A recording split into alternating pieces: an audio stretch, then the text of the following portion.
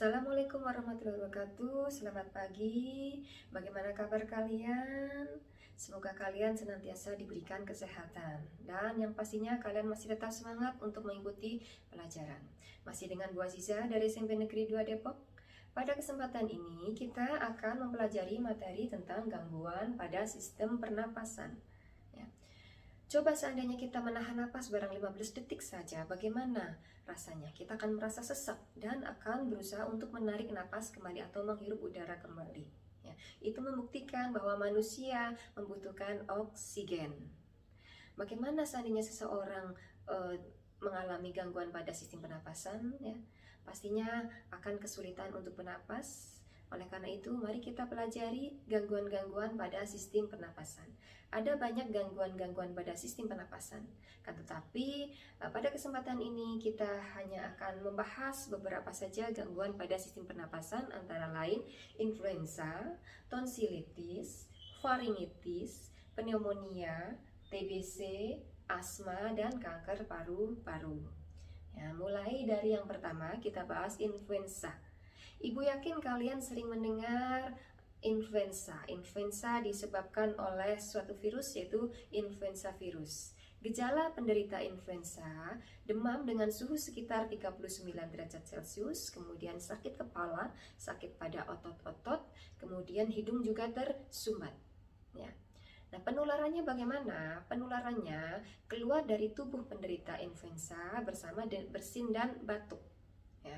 Kemudian virus itu akan menyebar di udara dan menginfeksi ke orang lain atau menular kepada orang lain. Atau bila seseorang memegang suatu benda yang sudah terkontaminasi oleh influenza virus tersebut, maka bisa tertular.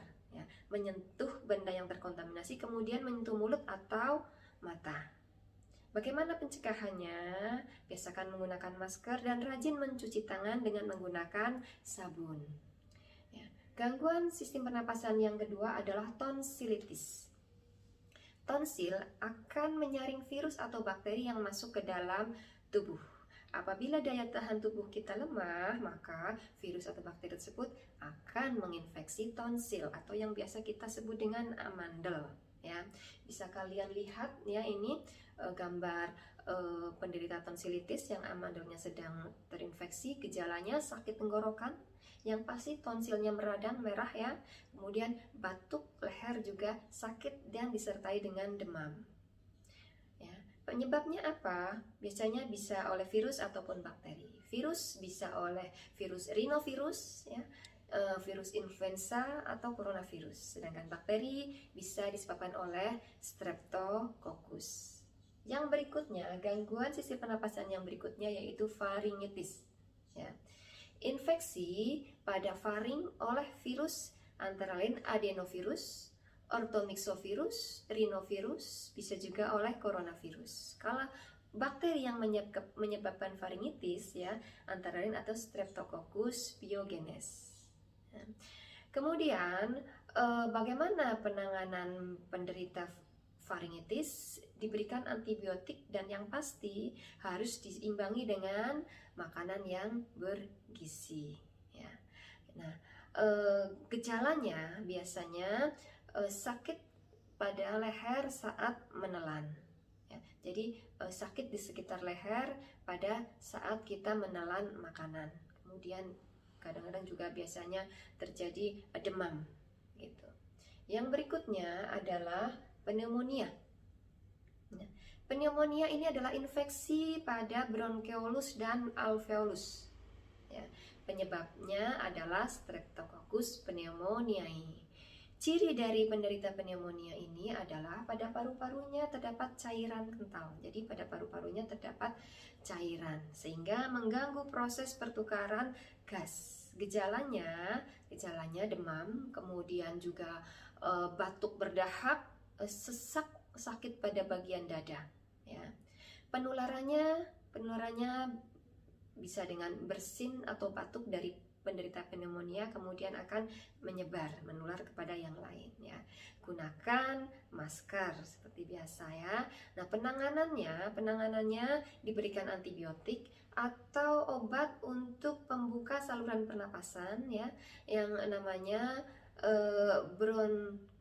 bronchodilator, sehingga saluran pernapasannya menjadi lebih membuka, kemudian lebih lancar ya. Kemudian bisa juga dengan penyedotan cairan, itu untuk pneumonia. Yang berikutnya TBC. TBC itu disebabkan oleh Mycobacterium tuberculosis. TBC tidak hanya bisa menyerang paru-paru, tapi bisa menyerang ke organ-organ yang lain. Ya, jadi apabila Mycobacterium tuberculosis itu dia menginfeksi paru-paru, kemudian secara otomatis imunitas tubuh, sistem imun kita akan menuju ke bagian yang terinfeksi tersebut. Tetapi apabila kekebalan tubuh kita atau sistem kekebalan tubuh orang tersebut lemah, maka bakteri tersebut tidak bisa semuanya mati dan akhirnya ikut kepada masuk ke dalam aliran darah ya, melalui pembuluh darah atau pembuluh limfa nanti ya, masuk ke aliran, kemudian akan menginfeksi ke organ-organ yang lain. Ya, gejalanya untuk penderita TBC biasanya berat badan turun secara drastis, kemudian batuk, sesak napas, batuknya berdarah, ya, batuknya berdarah, kemudian sesak ya, sakit pada bagian dada. Itu untuk penderita TBC. Yang berikutnya asma. Nah ini asma, kelainan pada saluran pernapasan. Faktor pemicu asma biasanya dari lingkungan, yaitu masuknya zat yang memicu ya timbulnya alergi.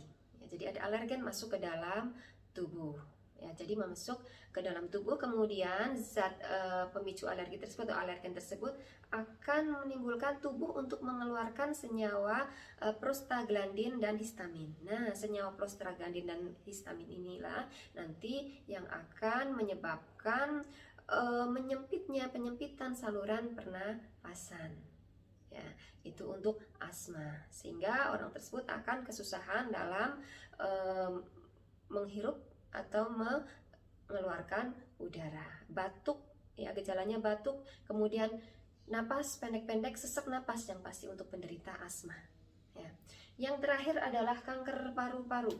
Nah, untuk kanker paru-paru ini terjadi karena adanya pertumbuhan dan pembelahan sel-sel yang tidak terkendali pada paru-paru, sehingga nanti bila tidak ditangani secara langsung, maka bisa menyebar ke organ-organ yang lain.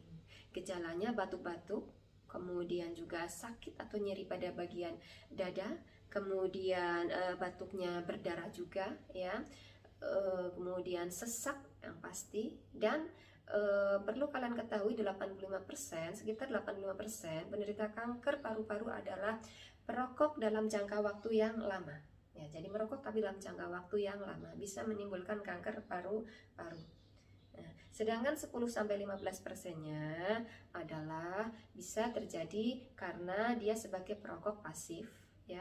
Jadi tidak merokok tetapi menghirup asap rokok dari orang sekitar yang merokok, dan ini lebih berbahaya ya karena dia sebagai perokok pasif. Bisa juga karena zat-zat ya yang bisa menimbulkan kanker paru-paru ya, menghirup zat-zat yang bisa menimbulkan kanker paru-paru, misalnya debu ya, polusi gitu bisa menyebabkan kanker paru-paru. Nah, itu tadi beberapa gangguan pada sistem pernapasan. Semoga kalian paham dengan yang sudah Bu Aziza jelaskan, dan terima kasih sudah mengikuti pelajaran pada hari ini.